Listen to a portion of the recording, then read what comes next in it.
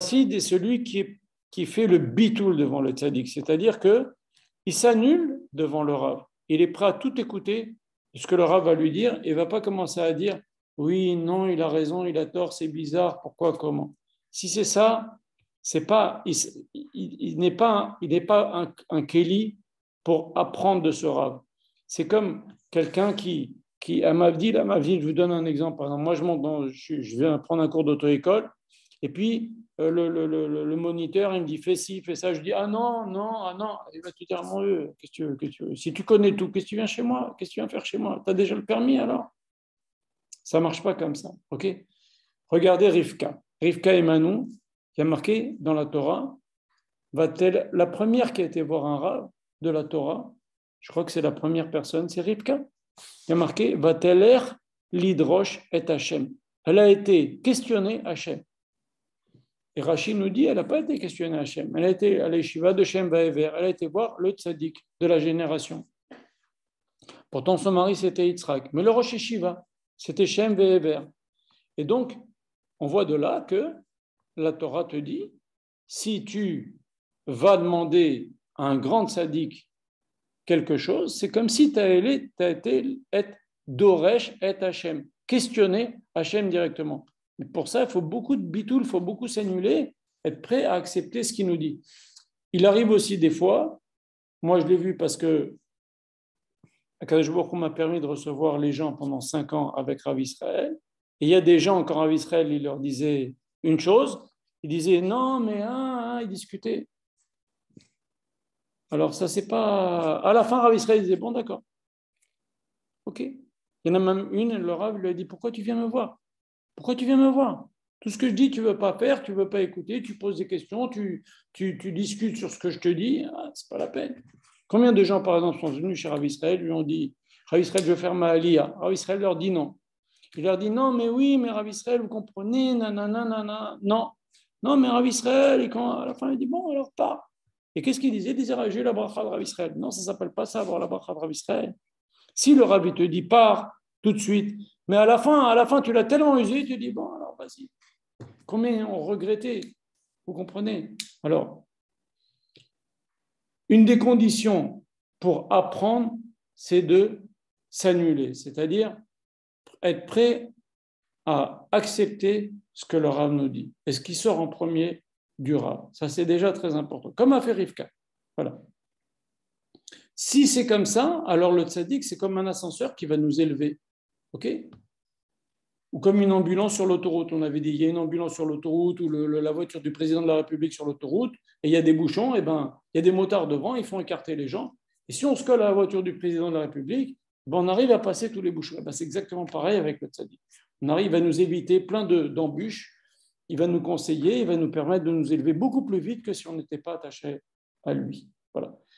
On avait cité 2 petites choses, mais il y a 2 semaines, que le Midrash dit que la délivrance dépend de l'attachement au tzadikim. C'est quand même fort. Vous trouvez les références à cela dans Midrash Rabbah 18, dans la Nekuda 21 et dans le Midrash Tanchuma sur Korah.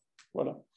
Et on avait dit aussi, pour terminer l'introduction du cours, le rappel de ce qu'on avait dit la semaine dernière, qu'un tzaddik, des fois, Akadosh Baruch Hu le fait souffrir pour ramener des âmes. On avait raconté l'histoire du Rav, ce qui s'était passé. Donc, on va commencer le cours maintenant. Première Nekuda du cours d'aujourd'hui. Ce n'est pas tout le monde qui a le mérite de s'attacher à des vrais tzadikim ou à s'attacher à un tzadik qui nous correspond. C'est-à-dire, je vais raconter un exemple. Le Tana raconte, enfin, non, c'est pas moi, c'est le Rav. Tout ce que je vous dis, c'est le Rav. Okay, sauf quand je précise, c'est moi, mais tout ce que j'ai dit, c'est des choses que j'ai prises dans le livre, c'est le but du cours. Hein. Le Rav raconte dans un de ses livres que, bien sûr, vous connaissez ce passage dans le Tanakh, que Yirmiyahu allait dans une ville qui s'appelait Anatot, il leur disait de faire tchouva, et il lui répondait, il disait, le temple va être détruit, on va tous faire massacrer. Il disait, nous, on a le mérite de la tzedaka, et c'est vrai, dans cette ville, donner beaucoup, beaucoup de tzedaka. Akadosh Baruch Hu va nous protéger, il ne va rien nous arriver. Qu'est-ce qu'il a fait, Yirmiyahu? Il a pris à Akadosh Baruch Hu que les gens qui viendraient demander la tzedaka dans cette ville ne soient pas des gens qui ont vraiment besoin de tzedaka, ne soient pas des vrais rachis yeshivot, c'est des faux rachis yeshivot, déguisés en rachis yeshivot, ou des faux pauvres déguisés en pauvres, etc. Pourquoi? Pour que le mérite de la tzedaka de ces gens-là ne les sauve pas. C'est-à-dire que, qu'est-ce que je vais vous dire ici? C'est que, comme pour la tzedaka, il faut avoir un srout pour donner la tzedaka au bon endroit. On peut être amené, chas v'shalom, si Akadosh Baruch Hu ne veut pas nous donner ce mérite de bien faire la tzedaka, et bien qu'on donne la tzedaka à des gens qui ne la méritent pas.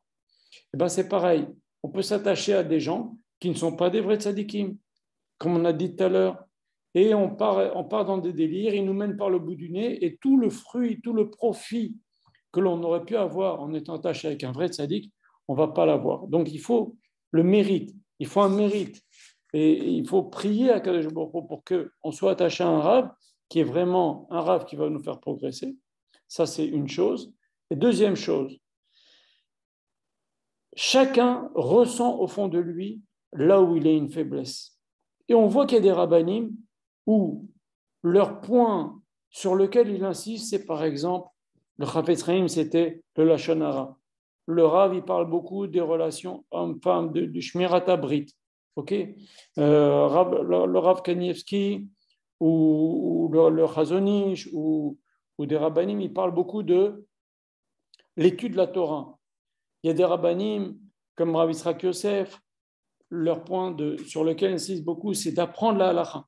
Chacun il verra où il a attiré ou alors où il sent une faiblesse, et c'est peut-être un signe pour lui dire, avec ce Rav, peut-être pas toute ma vie, mais un moment de ma vie, j'ai besoin d'aller puiser des forces chez ce Rav-là parce qu'il parle de quelque chose qui me concerne, dans lequel j'ai une faiblesse ou dans lequel je suis attiré.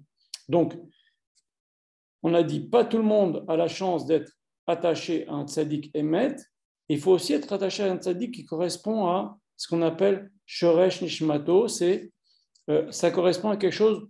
On a un tikkun là-dedans, on a une réparation à faire. J'ai une faiblesse dans la Lashon Hara, alors vite je m'attache à un Rav qui parle beaucoup dans ses cours de la Lashon Hara. J'ai une faiblesse dans l'Emouna, alors je vais essayer de m'attacher à un Rav qui va me parler beaucoup de Emouna. Chacun ressent, chacun sent au fond de lui, c'est ça cette affinité dont je vous parle depuis 2 cours. On sent avec quel Rav il serait bon pour nous de nous attacher.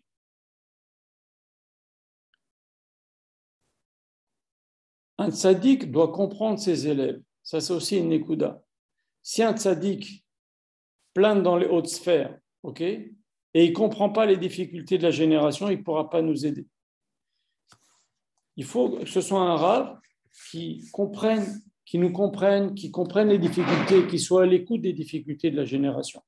Regardez ce que dit la Gemara dans Vodazara, page 4. Il dit que David était d'un niveau bien supérieur à la faute, entre guillemets, qu'il a eu, l'événement qu'il a eu avec Bathsheba. Alors bien sûr, la Gemara dit que David n'a pas fauté, mais finalement, il y a eu un chilul Hashem, il a payé très cher, David Ameller. Tout cet épisode de David Ameller, la Gemara a dit, c'était pas du tout du niveau de David Ameller. David Ameller était d'un niveau tellement plus grand. Ok. Alors pourquoi s'est arrivé cette chose-là? Dit la Gemara, pour montrer au Baal et Tchouva que la Tchouva est possible, quelle que soit la faute. Ça, c'est ce que dit la Gemara. Donc, un tzaddik, il doit montrer aux autres, il doit s'intéresser aux difficultés des gens, il doit lui-même montrer s'il a des problèmes, comment il se reprend. Et en vérité, tout ça aussi, le Satan s'est régalé là-dedans parce que c'était une façon d'écarter les gens de David Ameller. Les gens, pendant toute la vie de David Ameller, les gens, ils l'ont mal estimé. Beaucoup de gens l'ont mal estimé. Beaucoup de gens ne l'ont pas suivi. Il y en a, Birklal, il disait que c'était même pas un juif, etc. Donc, il se passe des choses dans la vie lui-même du tzaddik qui fait que lui, il va pouvoir comprendre les autres. Mais c'est aussi, des fois, des choses qui peuvent écarter les gens du tzaddik. C'est à manipuler avec précaution ces choses-là, mais en tous les cas, c'est des choses qui existent. Le tzaddik, en tous les cas, il doit comprendre les difficultés des gens. Le Rav va citer un exemple. Dans notre paracha, on va parler de dans notre paracha qui dit ça, on va parler du veau d'or. Les Juifs font le veau d'or. Or, on voit que la Gemara dit une chose, elle dit que celui qui casse un objet dans sa colère, c'est comme s'il faisait avodah zara. Et voilà Moshe Rabbeinu, Akadosh Baruch Hu lui dit, ton peuple a fauté, il descend, et Moshe Rabbeinu, il prend les tables de la loi, il les casse. Alors, Kaviachol, c'est comme quelqu'un qui fait avodah zara. Dans sa colère, il a cassé un objet. C'est comme quelqu'un qui fait avodah zara. Pourquoi Moshe Rabbeinu a fait ça? Le Rav a dit une explication très jolie. Il a dit, il a voulu sentir ce que c'était un petit peu faire avodah zara, pour pouvoir comprendre ce qui est arrivé au peuple. Et c'est exactement ce qui s'est passé. Et après, Moshe Rabbeinu, bien sûr, il a fait ce qu'il a fait. Donc, des fois, entre guillemets, le tzaddik, il doit un peu se salir les mains.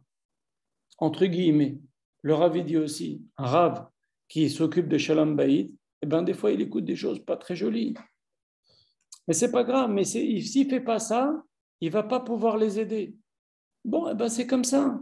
C'est comme ça. C'est comme, le Rav a cité, c'est comme les os de la vache rousse. Celui qui jette les os de la vache rousse sur quelqu'un qui est impur, eh ben, lui, en jetant, il va devenir impur. Et celui qui va reprendre les os sur lui, il va devenir pur. Eh ben, c'est comme ça un Rav.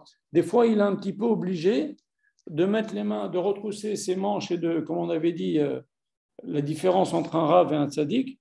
C'est un Rav, il dit à la personne, bon, bah, attends, qui est en train de se noyer, bah, fais comme ça, bouge les pieds, bouge les mains. Le tzaddik, il plonge et il va essayer de sortir la personne de l'eau. Voilà. Un tzaddik aussi, donc, ceci pour vous dire, tout ce que je vais citer maintenant, c'est qu'un tzaddik doit être en mesure de comprendre ses élèves. Même la petitesse de ses élèves, même si lui, il est très élevé parce qu'il a de la chance d'être né dans une grande famille et d'avoir une super éducation, etc. OK. Mais il doit comprendre le yetzer, il doit comprendre les difficultés des gens. Il ne peut pas être dans sa tour d'ivoire. S'il est dans sa tour d'ivoire, il ne peut pas du tout aider les autres. Voilà. Un tzaddik, il doit aussi montrer l'exemple et s'occuper de tous les bénis Israël. Et donc nous, maintenant, pourquoi je vous dis ces qualités du tzaddik? Parce que ça va nous apporter à nous. Vous comprenez? Un tzaddik qui montre l'exemple et qui s'occupe de nous, qui, comme on a dit, il remonte ses manches, ça va nous aider beaucoup. Par exemple, le Rav a cité un exemple une fois, il avait dit que Rabbi Chaim Pinto, c'est il n'y a pas tellement longtemps, c'est son arrière-grand-père à Casablanca, il savait jouer de la musique. Et un jour, il a vu qu'il y avait un orphelin et une orpheline qui allaient se marier et qui n'avaient pas de quoi se payer un orchestre. Et bien, il a pris sa guitare. Rabbi Chaim Pinto, qui était le Rav de la ville, il est venu au mariage, il s'est mis à jouer de la guitare. Et tous les musiciens de la ville, ils ont entendu ça. Ils sont venus avec leurs instruments. Ils ont joué aussi pour jouer Khatan Vekala.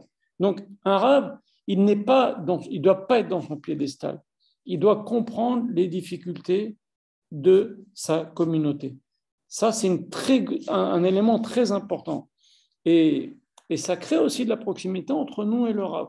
Mais le Rav, je répète, qui est dans sa tour d'ivoire, il va pas tellement nous faire progresser. Il ne comprend pas les difficultés des gens. Voilà. Regardez une histoire que le Rav raconte, elle est effrayante. Avec le